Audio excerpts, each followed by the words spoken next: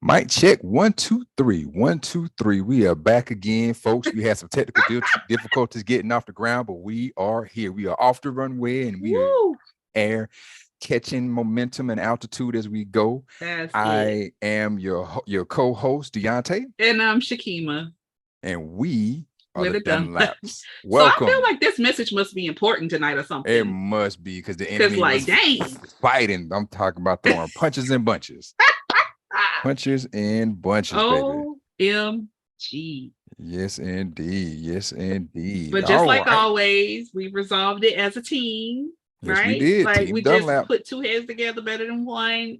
And oh, y'all. How we do it when we do it, shouter. Listen. Let me tell you something. We got it done though. And so we are so delighted to be back with y'all tonight. Yes, Last week we indeed. took off because I was a little under the weather. Well, I think that we both were. We both were a bit under the wheezy, not feeling good. Yeah. So, and I sounded like him. Yeah. My voice was. That was not the move. That was not the move. Everybody's confused of who's saying what to who. So yeah. So thank y'all for being patient with us while Texas is just with the pollen. I went to so I attended the Milking Award celebration for one of the new milking teachers in San Antonio. And so that's kind of I was in an elementary school that day. That was 2 Fridays ago, right? Yeah. And I came home with the cooties. I think my immune system is not built for being with the littles right now. I've been virtual for a minute, and so going back into that building like that with those littles, that kind of took a toll on me. Yeah. But I'm back. I think a little bit of it too has something to do with the allergies, because we know that cedar in Texas, it hits you pretty hard. So it could have been a combination of both. I think it was a perfect storm. A perfect storm. But nonetheless, we are here today, ready to play. We came to do this thing the way we do it, how we do it, when we do it. All right. So episode 13 is in the building, and we're going to kick it off in our typical fashion, our traditional fashion. We're going to talk about history, today in history. Mm-hmm. Would you like to kick us off today, my love? Yeah, so I'm just delighted to be with y'all on the last day of Black History Month, even though we know every day is Black History, because that's just what we do. Yeah. But I'm delighted to be here on the last day of Black History Month. And today for my babies, for my scholars, I had on my shirt, unapologetically dope Black teacher. So that's how we does it when we do it. When we do it. So today in history, February 28th, 1942, white mobs, no, I had that wrong. White mobs, because that's plural. Mm-hmm. Mobs is plural. Riot against racial integration in Detroit. And the image is from the Library of Congress of a sign, like a banner, and it says, "We want white tenants in our white community." So on February 28, 1942, Black families attempted to move into their new homes in Detroit, Michigan, but were met with violence and intimidation from white mobs and were ultimately denied entry into their homes. Ain't Detroit Black? I was just thinking that. Ain't that so? Okay. Before and during World War II, the city of Detroit was a hub for economic activity that attracted a large influx of new residents. Many newcomers were African Americans fleeing racial violence and inequality in the rural South, in a wave known as the Great Migration. Those who resettled in Detroit felt the city offered new opportunities for economic mobility. Housing scarcity was a major challenge for the growing city, as new construction did not keep pace with the increasing population, and residential segregation created dangerous slums. Black families were banned from most public housing, restricted to overcrowded neighborhoods, and often forced to pay higher rents to live in dilapidated homes without indoor plumbing. They also faced hostility from the local Ku Klux Klan, police, and at the same thing, and groups of white workers. In June 1941, Detroit policymakers approved plans to build the Sojourner Truth Home. Why do they always put the projects named after our heroes? That's so disgusting. A public housing project for African Americans located in a white neighborhood.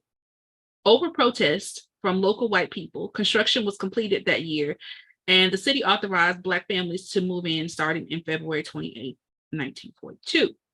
One day before, growing crowds of local white people marched through the housing project.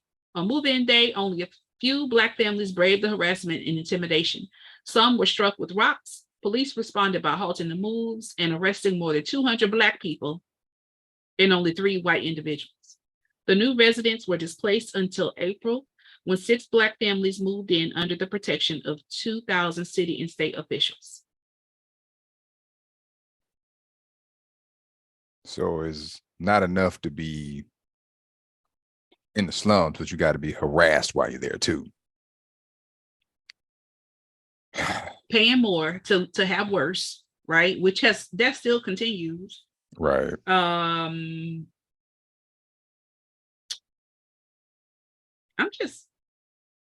tired. And I'm tired in a way, like, okay, so today, y'all know I hate to tell y'all when people do dumb stuff, but today, I was having a discussion with someone, a melanin redacted individual. And the conversation went a little like, hey, I'm cool. And the other individual said, I'm cooler. And I said, okay, well, let's settle it. I said, today's the last day of Black History Month. I still got a few hours left, so let me have it, right? And this fellow woman says, well, Women's History Month starts tomorrow, so I still feel like. And I said, it's okay. I happen to be both. Like, did you thought that Women's History Month, that was just for you? Like, dang, we had to wait all Black History Month, and now it's finally our turn, as if there weren't Black women in Black History Month, and there won't be Black women in Women's History Month. Well, it's only solidarity when it's convenient. Interest convergence, right? Yeah, it's when it's solidarity when your interests align, but any other time, that's wild, But you would just think that like another woman wouldn't. It's just that idea that you got to be one-upped, somebody got to one-up you, it's just unnecessary, competition. Like I gotta get that last, it's like if you want to do that, go run track. If you want to win by a nose, just go run track or go do something where you can win by something like that. But well, I'm just gonna say in the American Oppression Olympics, you're gonna be hard pressed to be the Black woman, and I'm gonna leave it at that. So, I have nerve, like I was just like, wait a minute. So in your thinking, in your logic, you just. It's either you got to be on top, even if it means you got to be at the most bottom. that's the competition. We got the struggle, like you said, the struggle Olympics. Everybody, wants to be on par with other people. There's not enough to be, it's like they got to be, they got to one up you regardless of where it's at. Is instead of connecting, instead one, they either got to be better or worse than. So it's unfortunate truth. All right. Well, what you got, my love? Moving right along to today in technology. Today in technology history. Some interesting ones today. Some really interesting ones. So we will go back to 1885. 1885. On this day, 1885. The American Telephone and Telegraph Company is incorporated in New York State as a subsidiary of American Bell Telephone. Eventually, the companies would merge, and thus AT&T was born. So telegraph and telephone. Yeah, so those of you who don't know what AT&T stands for, it stands for American Telegraph and Telephone and Telegraph. Okay.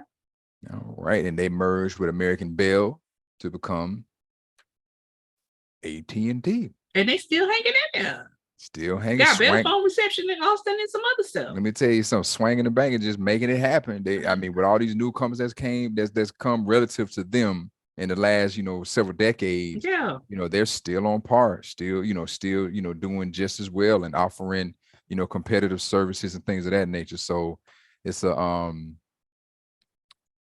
really interesting thing. Wow. Okay. What else you got? I know you got some more. Oh, this one's a good one. This is one that everybody should feel. On this day, 1954, The first color television sets using the NTSC standards are offered for sale to the general public. NTSC is the standard used in most of North and South America, Japan, and a few other places in the world. So on February 28th, 1954, the first color TVs go on sale. And everybody has a color television in their home today. Yeah. Now I do remember growing up and having a black and white though. Like Yeah, you know how they had those little small portable ones that were black and white. I remember my aunt had this one that became a living room. You know how we don't get rid of stuff. We just make it living room furniture. Oh. Like my auntie, she had this big old TV, man. She had it for a long time and it was black and white. It didn't even work. It just became a centerpiece. Actually, my mama still got one. It's not a black and white TV, but it's an old TV that became a centerpiece, a house piece. Mama Teresa, if you listen, I'm coming to see it when we come home. I want to see this artifact. It was like one of the first big screen TVs. It's one of the first big screen TVs where you literally had to fold the front down and it had the projection lights with the RGB and that to reflect off the glass to make the color. It was a marvel of technology. It really was back in the 80s, All right. And last but not least, this day, February 28th, 2002. So this is relative past. Okay. Disney CEO claims Apple encourages theft. I think this was the beginning of MP3s. Disney CEO Michael Eisner testifies at a Senate Commerce Committee hearing in Washington, D.C. on the protection of digital content from piracy. Eisner lobbies for sterner enforcement on copyright laws, claiming that Apple computer advertisements for the iPod encourage copyright violations. Rip, mix, burn. I remember. They can create theft if they buy this computer. A little over 3 years later, Eisner was later replaced as CEO by Robert Iger, who quickly rearranged the buyout of Pixar Animation Studios, of which Steve Jobs was CEO. This move made Steve Jobs Disney's largest shareholder and a member of Disney's board. Steve Jobs said, "Don't play in my face." After all, let me tell you something. When I tell don't play in my face. Lemons, take your lemons and make your lemonade. Let me tell you. Not just take a bite out of the apple, take a bite out of Disney too. Do it. That's how you do it. Take the company that accused you of theft and say, we ain't stealing. I'll just buy you. So that way always yours is mine now anyway. Wow. So ain't no stealing. So any I'm always amazed when American people like capitalists, they're like, oh, somebody's stealing. I'm like, we stole whole people. Like we steal land, we steal whatever. Like this is America. We steal whatever we want. Like most businesses are a derivative of other businesses. So it's like crazy. No ideas new under the sun, right? Wow.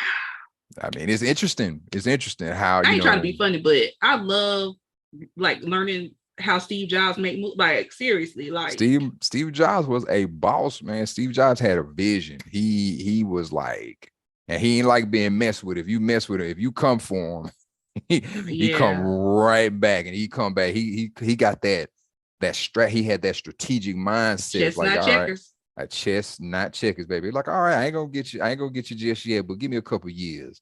I'm I know some people that know some people, and and I'm gonna make some magic moves happen. So I love it. That is the history of today, February 28th. The history of technology. I love that. Up to date. That was awesome. Those were some really, really good. I mean, because all of those, I'm like, sometimes when you share stuff, I'm like, okay, like I use technology, but that's more like his speed because I don't even know. I can likely spell whatever it is you're discussing. But as far as the application of it, I'm like, yeah, baby, that's on you. You have to give me a tutorial because absolutely your brain like functions in a different capacity than mine. But yeah, all of those resonate with me tonight. Yeah. That's dope. And to give credit where credit's due, with all of this great information, I want to give shout out to thisdayinhistory.com. This is where I'm pulling this information from. So if you're interested in the history of technology and where we are today, check them out. They have some really good information. It's really, really, really, really awesome website. So, all right. And for those of you who were streaming with us on Facebook, I put the link for today's Equal Justice Initiative calendar, Today in History. So make sure you click on that. Yes, indeed. All right, my love, we're kicking it in. We're kicking in the front door of March and bringing it in like a lion. Like a lion. What is on the menu? What is the context of this topic here? There's so much loaded and there's so many directions that can go. Yeah. So what's the angle? I just remember being a little kid and hearing the teachers, when they were talking to us about the seasons and how to remember like which months came after what month, and they would say like March comes in like a lion and goes out like a lamb, and just thinking about like how March comes in with all the thunderstorms and the spring weather. And so I said, I'm something like a lion. You're something like a lion. Yeah. So let's talk about it. Let's talk about coming in like a lion, and let's think about what that means in terms for us for the remainder of this year. And I was thinking about how lions are reposed, right? Like they do a lot of napping, they do a lot of sleeping, but they know when it's time to rumble. Mm-hmm. And so I was thinking about how loaded that terminology is about coming in like a lion. Like you would see a lion sleeping and they're so peaceful. You're like, oh, they're just a big cat. But there's a reason why they're called the king of the jungle. And I'm just trying to figure out, like, how did they get king of the jungle? Was there at one point jungles where they were and like some kind of man-made disaster? Because they're pretty much on the savannah and stuff like that, right? So I don't know. I just think it was a catchy phrase that people came up with because it's actually tigers that inhabit the jungle. But you're right, lions inhabit, the Sahara, they Mufasa, they don't live in the jungles, so it's really an interesting turn of phrase when they're not, I would call a silverback gorilla, or a tiger, kings of the jungle, because silverback gorillas and tigers are pretty, pretty vicious, pretty much apex predators that, well, gorillas aren't predators, but they're pretty much apex in the jungle. But they will fight you though. Yeah, they're the apex in the jungle. And the tigers are the apex predator, So it's an interesting turn of phrase. But our angle is about momentum. Mm-hmm. Staying motivated, keeping your momentum, or even regaining momentum in moments where you've had to pause. So, my love, I'll give you the floor. How would you like to kick this conversation off? I like what you did there. I see that little pun. Pause. Lion pause. You're pretty smart. Accidentally on purpose. Hey, husband. I like what you did with that. Okay. So, this conversation got started because I was just thinking about how over the years, I feel like I lost some momentum, y'all. Like I just, how you look back at your past and you're like, whoa, like at a certain point I was doing this, I was doing that. And like, if you're looking at a trajectory, if you're doing a straight line, you think that, okay, so by now I should be here. Mm-hmm, if I had maintained my momentum. But then I started to think about how we tend to lose our joy for the present when we try to delve too far into the future or when we focus too much on the past, right? Right. So thinking about, okay, it doesn't really matter how I got here. What matters is that I can reflect on the actions that I've taken, the inaction, right? Because sometimes it's inaction that caused you to kind of like, lose your momentum. Right. But just reflecting on those things and trying to figure out what is the lesson in all of that. I see you got your little mane going on, Mr. Dunlap. I mean, if we're going to break it in like a lion. Roar. Let the mane hang. But yeah, so just thinking about that and, determine that regardless of whatever has happened to shift or change the trajectory, that I want to be the best, right? Like I don't want to look at others and lament, right? And so like, whoa, like, how did they get there? Or like, and not necessarily envious, but just wondering if there's something else that I could have done to have that same modicum of success in whatever my area is.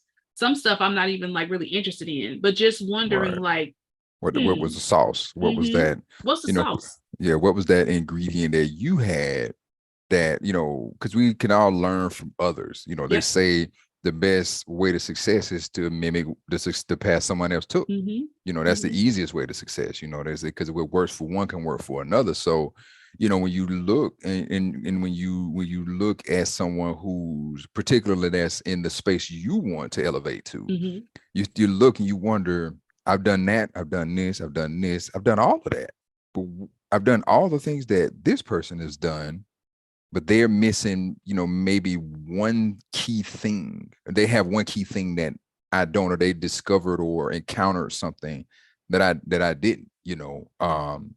So I think that's a quite natural, you know, so I think that's a quite natural path for a person to take. You know, in the discovery, in the you know, path of self-discovery, or the path to achievement, you know, altogether. I mean, and that's the role of a mentor, right? Like nobody picks a mentor, or nobody wants to be mentored by somebody who hasn't achieved more than what they've achieved, right? Like, so it doesn't have to be a negative, you know, it's not like you're a hater or whatever, but like literally you pick mentors because they're people who have achieved greatness in an area that you're interested in, or they have achieved greatness in an area that, you know, you also want to achieve greatness in the area, but in your own way. But that's the role of mentors. That's why you don't pick a mentor who hasn't accomplished anything. Right. It could be admiration, right? It doesn't have to be jealousy or envy or whatever. It could be admiration. And so, you know, what I wanted to do tonight was just, you know, have a conversation with you about ways to get unstuck, right? Like if you feel like you're stuck for whatever reason, if you feel like, you know, you don't know how to capitalize on things that you've already done, right? Like just because it's been years since you've done those things doesn't mean that you throw them away and start from scratch. Like it's out there. The work that you've done, it has paved a foundation. It has laid a foundation for you to do something. Right. So like, what are your thoughts about that? About ways to recapture your momentum? So I want to take a step back, you know, and I want to call out something that I think a lot of us take for granted. Is the fact that momentum, particularly in the beginning, is easy. If you know what you want to do, what you want to get into, and especially those groundbreaking, when you're just into the throes of it, and it's kind of that beginner's luck, where you know, where you're meeting, you know, a lot of like-minded people, where, you know, you meet people who are in the same space as you. They're in that beginning phase too. And that and the energy you all in the energy that you get from that drives you to keep moving forward, and you're learning and you're growing, and it's like, because everything is new. And when you're doing something that you're into, and you're just surrounded, and you're just absorbing all of this information, you're meeting all of these new people. But like all things, there's a plateau, and that's where, you know, we have to make that, and that's where we have to call out. Because it's always, you know, it's always popping when it's fresh and new. It's always boom, boom, boom. It seems like everything is happening. It's like, oh man, I'm doing this. I'm going here, meeting this person.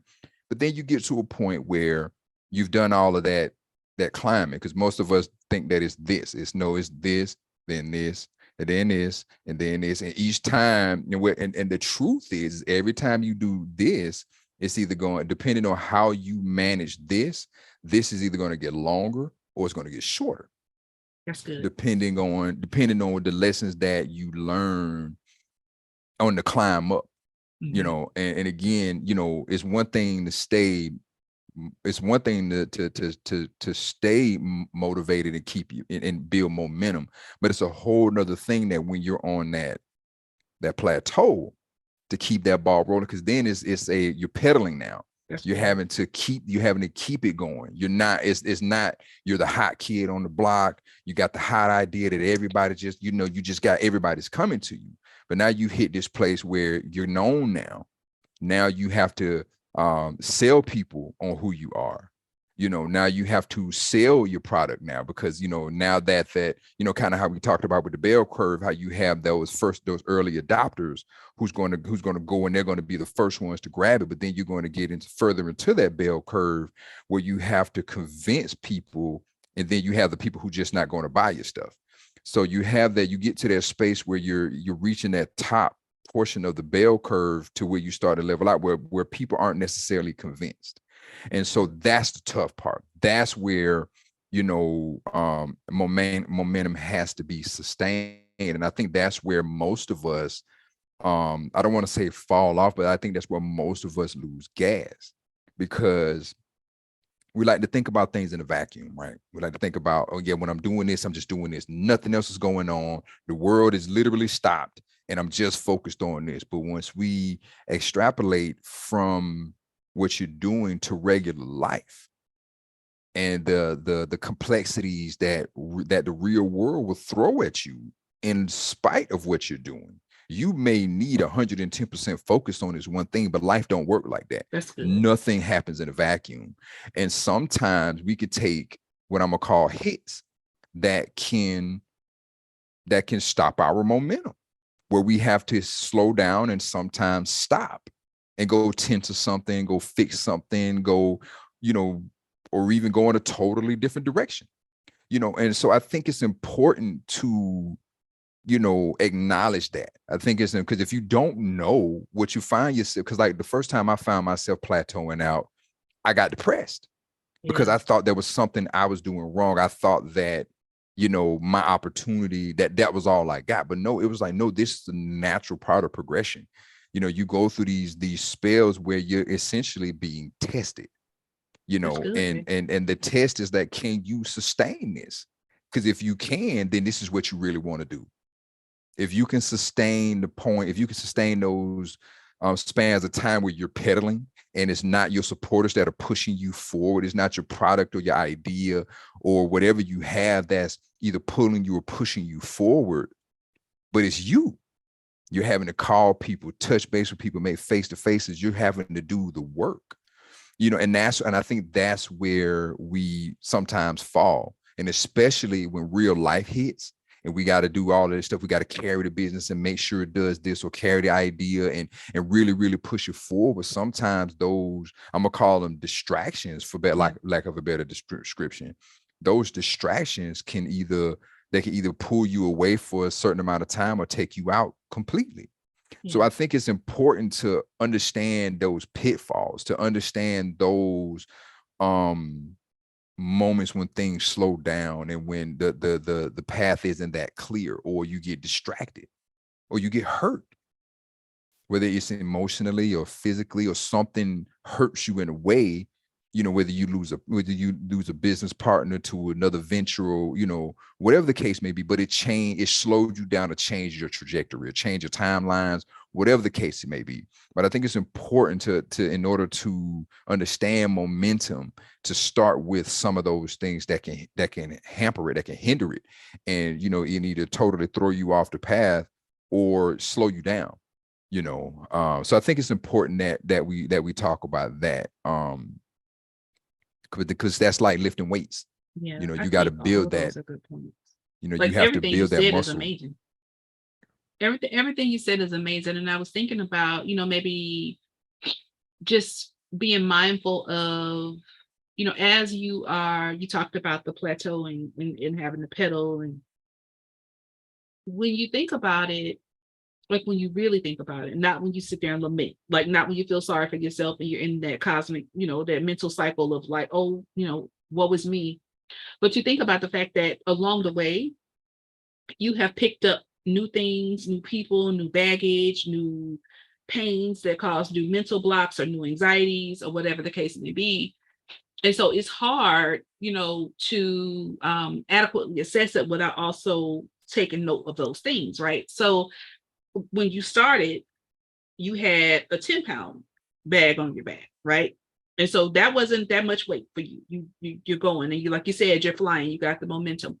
And then on the plateau, you're pedaling and everything's going smoothly, but because it's going smoothly and it doesn't feel like an incline anymore, then you start to pick up other things because you're like, oh, I can do this, right? And you start to pick up other things, other responsibilities, other relationships.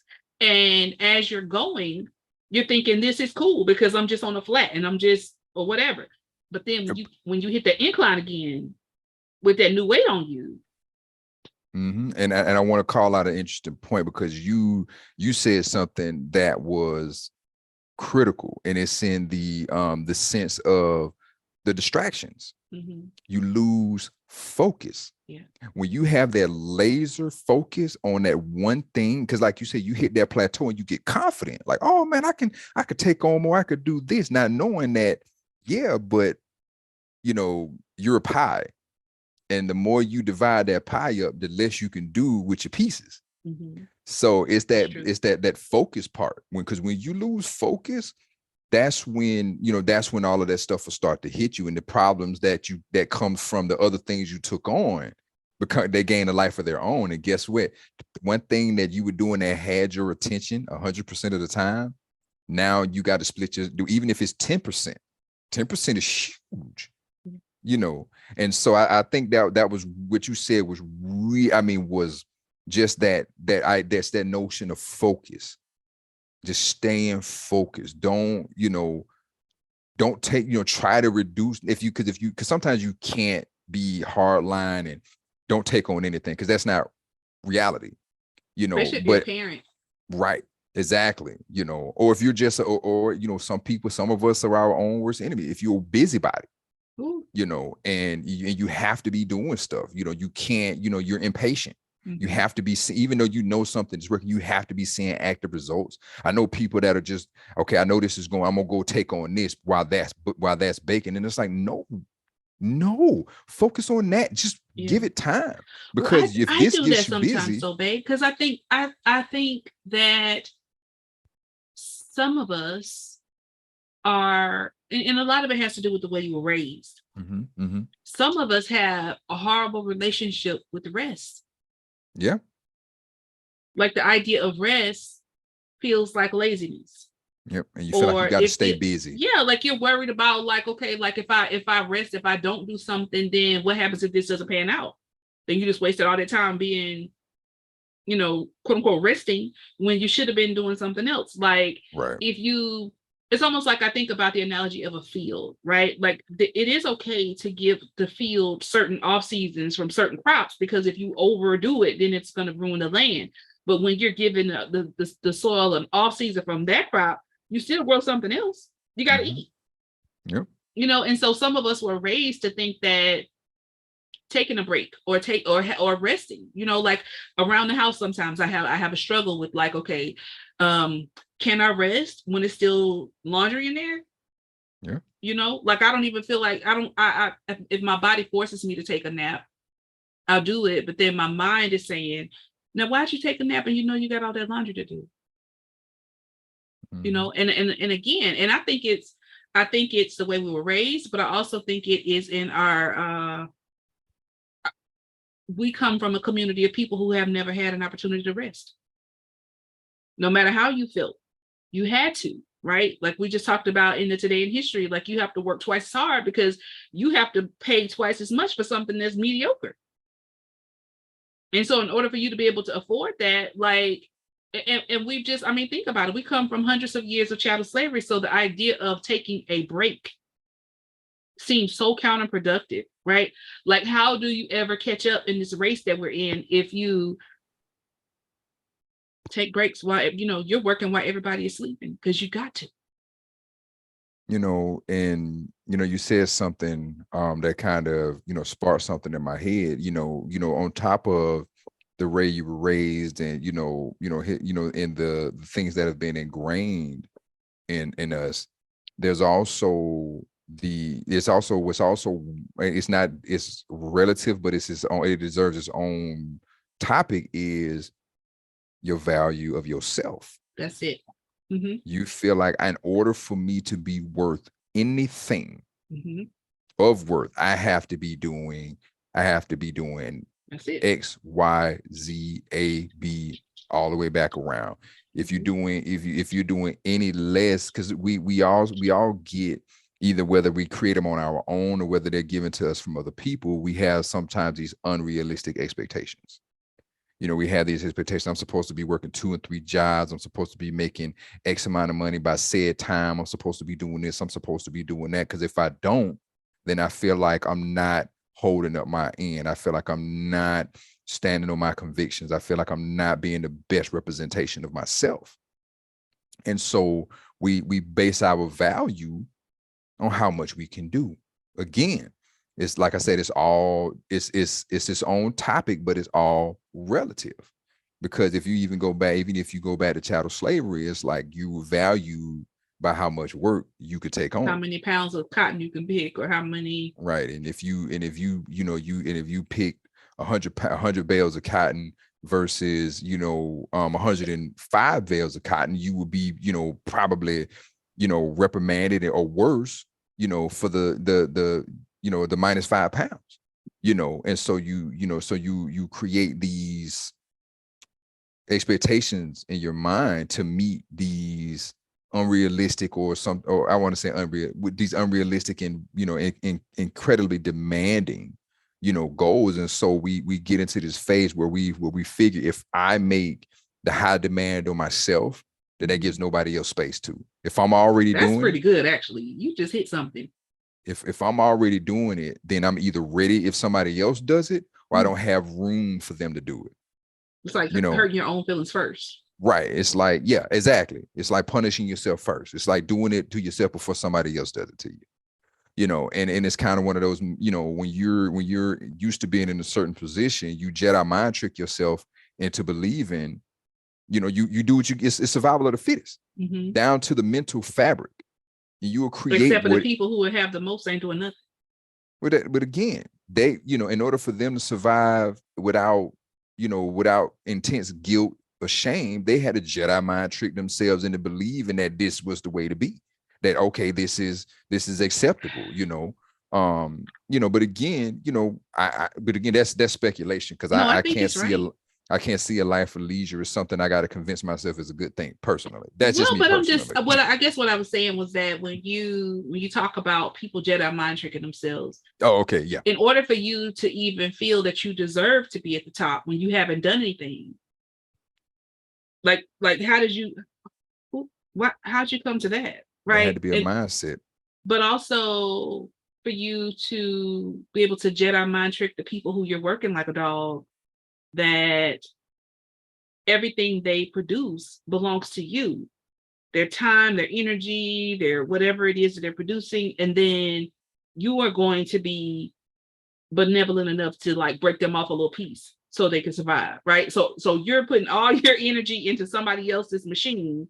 And then they're like, here you go, here's $5 for your 8 hours of work. Right. I mean, but we all do things, kind of, getting back to the topic at hand, we all do things that we think is keep us motivated. We all do things that we believe is the key to our motivation, whether it's, high expectations, whether it's, whether it's taking on more than we can handle, whether it's, or whether it's fear of failure. Yeah, I feel so called out tonight. we all do essentially what we have to do to stay motivated. But the hard part is when, because the topic, one of the main topic of the day was, how do you regain that momentum? Yep. How do you get back? Or not, because because one of the things I've stopped telling myself is I got to get back to doing something. That's already put a defeatist mindset. I see what you're saying. Yeah. You see what I'm saying? It's like, and so it's like, how do I do ultimately what I want to do, not get back to it? Because if I want to do it, that's what I want to do. I'm not trying to move backwards. I'm trying to move forward into what I ultimately want. And so, I wrote down some things about, regaining momentum, because personally, I'm in a battle of my own, and that's, getting back into, after my, my injuries, getting back into training, so I have my own, and these are some of the things that I've been doing to kind of mentally get myself out of the position that in the mindset that I'm in, and that's self-reflection. Just being honest with where you are. Don't sit there. I'm not unmotivated. I'm motivated. I just don't have time to do it. I just don't have the time. Or I got this going on, or I got more important things. Then if it's more important, then If you got other things more important than the thing that you're trying to motivate yourself to do, then you got some wires crossed. you, and it's about being honest about where you're at. I want to do this more. I want to do my thing, but I'm just not motivated, regardless of the reasons. That's good. You are calling me out. Okay, I'm okay. And it's like, and then there's the determination about where you want to be. If that's the thing you want to do, is standing on that. This is what I want to be doing with myself. But you got to take into account the things that have happened that made you pause in the first place. That's good. What changed? What changed you from being able to do this, say every day, to not being able to do it at all? What changed? Because that has to be factored in. Nothing happens in a vacuum. It's all relative. And once you determine that, you set your goal and reverse engineer it. This is where I want to be, and you work backwards. How do I get to there from here? You go start from step Z all the way back to A. And it has to matter to you. Going back to the original point, it has to matter. If it's not important enough, you're never going to be motivated to do it. And so if it's something that you just want to do, you got to ask yourself, okay, I've been people who've been, I'm going to do this. I'm going to start this. I'm going to start this. I'm going to start this for years on end. And they never do for, this 17 years down the line. What happened to that thing you was going to do? Oh yeah, I'm still working on it. The question begs, like, how really is important? How important is this to you? Or is this just something you like? Or is this just a talking piece for you? Because you don't ever seem to move forward. It's kind of like that lady on the show we watched. They've been trying to do the clothing line every season. Oh, She by Sheree. Yeah, she kept kicking the can down the road. You ain't had to say it. Oh, I mean, everybody know it. Real Housewives of Atlanta. But she eventually did it. She did. After but again, that's just a an example, but again, if that's your thing, if that's what you ultimately want to do, you're going to be laser focused on that thing. Yeah. And you set your life up to support that goal. And then there's the notion of, when we talk about reverse engineering it, then there's the task of setting those small trackable steps. You set your steps that you can track. Don't just, no open-ended. What can you track? What can you say? Okay, check your list off, your checklist, right? Set your dates, and when you hit them small milestones, celebrate them. The only way you're going to get the momentum is to feel good about what you're doing. Is to celebrate the smallest successes towards that ultimate goal. That's cool. And address your fears, the worries, and your doubts. And I think that should be part of that first self-reflection. What am I afraid of? Yeah, sometimes we're afraid of success. And I was just about to say that. Sometimes it's winning, and sometimes it's not just winning. It's what you have to do once you win. Yeah. Because remember, once you become the champion, then you have to defend the title. You don't get the title and then you champion for the rest of your life. You're the champion until somebody comes take your title. And so it's not just getting there. It's beyond that. That's it. What are you going to do beyond that? And a lot of people don't think past that. A lot of people don't think past the shiny goal. They think up to it. And because they think everything is going to happen at that point. And it's like, no, because new levels, new devils. That's it. And that's really good, because it keeps you from feeling, I think sometimes, like, comparison is the thief of joy. And it keeps you from, wishing you were someplace different than where you currently are, when you think about, like, maybe I don't even have the character for that. Like, maybe I want it, but then when I get there, do I have the character to sustain that?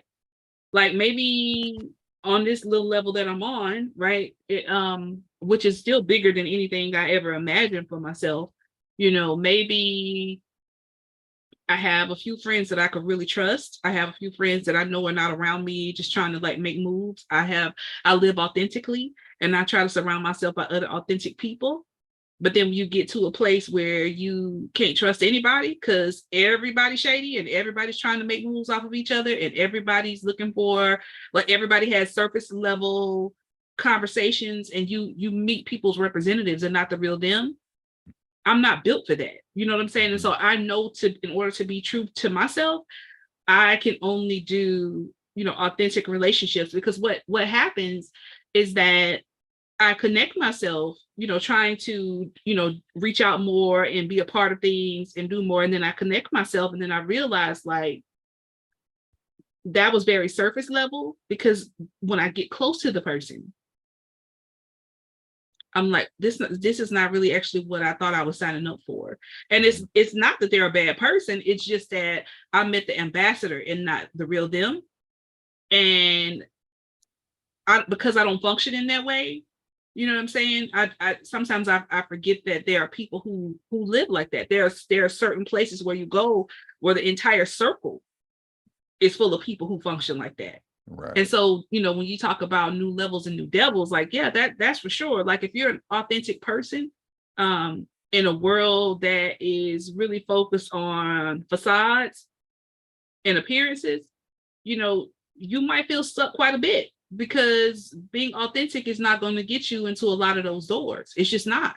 Right. And I think that goes back to addressing those fears and those doubts and those worries. And, because I remember a sermon we watched a while back where Bishop J said he worked with people he don't even like.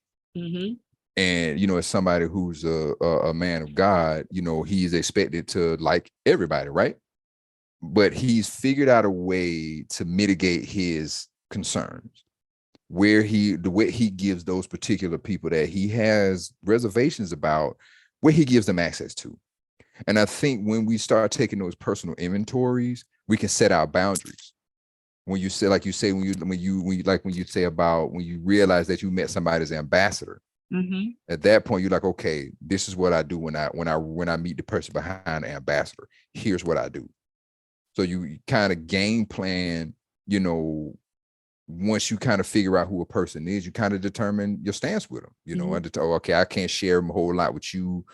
I can't share a whole lot with you, but I got to be careful who I introduce you to, because, you don't know how to, you don't know how to really behave in front of company, just knowing, just kind of knowing your audience, while at the same time keeping your initiatives and what's important to you moving forward.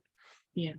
But I think that's a hard thing to do, especially when you're coming from a place of authenticity. Because who has time for that? Who Right. has time for that? And I think that working with people, like I work with lots of people that I personally don't, I don't even know anything about them. So the idea of trusting them, it doesn't really come to play. I don't really think about whether or not I trust them. I trust them to do their jobs, right? So working with somebody and doing business with somebody where there are contracts involved, like there are clauses, like if I do, then you do, and if I don't do and you don't do, then one of us binding. Yes, that's a whole different scenario, right? So I think that someone like Bishop Jakes, speaking of that, like he's talking about like multi-million-dollar, contracts where both of them are legally protected. And so in that vein, he said, I ain't got to trust you, because if you nut up, then there's the legal system, there's a recourse. But what I'm referring to is those relationships where it starts off as a personal, and then in some way you're invited to do business with the people. You know what I'm saying? I got you. Yeah, like where it's like we started off, we're cool, and then the next thing you know, like we're evolving into different spaces, and we're branching out, and like, one of us is good at something, the other one is good at something else, and it's like, well, this will be great. Like, why don't we partner together and do this? Yeah, that's a recipe for disaster. And what I was kind of, what I was envisioning when I gave the example of the bishop was, people seek him for counsel all the time, and everybody wants to be close to him, and I could see some some relationships where he's giving counsel, and he's realizing that, okay, I can't share certain things with this person, or I know you need help. I don't really jive with you, but I know you need help. So here's what I'm here to do. And he, again, sets those parameters, but I agree, it is much easier when you have the accountability structure built in, because when you don't know, when you can, when your ability to hold somebody accountable to something is limited, it makes things really, really difficult. Because if this person don't come in with, oh, this person is disrespectful, or if they betray my trust, or if they, give out information that I didn't intend to get out, how do I deal with this person other than, I can't take any legal recourse or other than, I can't do anything other than fight the person. And that's not productive. And which is really good because it kind of leads into one of the other points I wrote down, and it's about seeking counsel. Yes. Seek wisdom, from those who either, are more knowledgeable in general or more knowledgeable in the area that you're seeking counsel in. That's another way to kind of keep your motivation, to have somebody, who can see the landscape a little, who has maybe a 30,000 foot view, who can, kind of point you in direction to help you avoid some of those pitfalls. That's a way to, that's another key to, getting yourself in the game and, getting yourself regaining your momentum is like, reaching out, touching base with counsel and say, who should I avoid in these situations? Yeah. What type of people should I talk to? Who should I seek out? And getting that, or where should I start to even look for these people, and getting that wise counsel to kind of guide you, because again, success leaves trails. And if somebody has done what you're doing, they can tell you which avenues to avoid and which ones to potentially take. And then the last point that I put was to commit to your action, and, just start taking those small steps,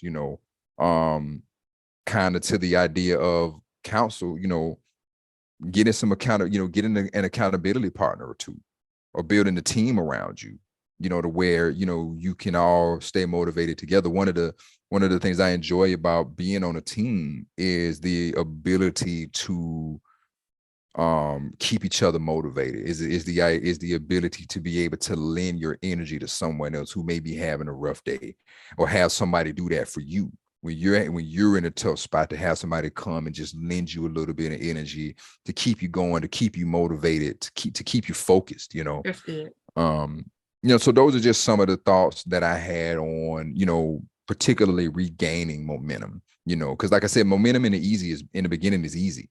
Is when you get, like I said, beginner's luck, when everything's a discovery, but it's when you hit that plateau, or life throws you a curveball and you have to slow down or stop. Mm-hmm. How do you get up and, and hop back at it, or get into it more, how do you, restart that fire, restart that engine, so those are, some of the things that, I've explored, that kind of came to mind, when preparing for this particular conversation. So, I thought that's good. Yes.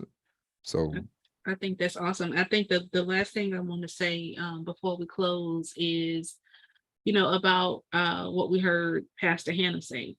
So we watch on Sunday, we typically stream at least about like 3 or 4 services. Yeah. So but this past Sunday we streamed one of our faves, Pastor John Hanna in let's go Chicago. Chi-town. And listen, the sermon was about insecurity. And it was about, God wanting us to walk through doors that are part of our like divine purpose, but we are too insecure. Mm-hmm. And it's not always a matter of what God doesn't want you to have, but it's going to require a level of security in who you are and who God created you to be in order for you to sustain that thing. And so sometimes the delay is about developing your character and taking you through experiences and giving you exposure to things that strengthen your belief in yourself and who God made you to be. And once you have gotten all that stuff out of the way, then that's when the miracles start to happen, right? That's when you go from the pit to the palace. That's when you go from Potiphar's house to the palace. And sometimes we're so stuck thinking about what happened to us when we were in Potiphar's house that we don't even think we're qualified. Mm-hmm. We don't even think we're qualified to go to the palace. And so you can't go to the palace and do what God calls you to do until you start to believe in the one who sent you. So if it's insecurity that is blocking you from, getting unstuck, then you got to figure out, consult the manual. What does the creator say about who you are? What does the creator say about what you're here to do? What does the creator say about what is supposed to be done through you? And so for me, coming from where I'm from, I'm not even supposed to be anywhere close to, having achieved the accomplishments that I've achieved. But I tell you one thing, I have had faith in God when I ain't believe in myself. Absolutely. And it was that faith in God and that faith in who I was created to be. And also the faith that I was here to help serve the people that I was called to serve. That is what has compelled me and propelled me into a lot of the places that I never even saw, I never even dreamed of being in. And so sometimes it's just a matter of hitting that factory reset and going to that manual and saying, okay, now who am I?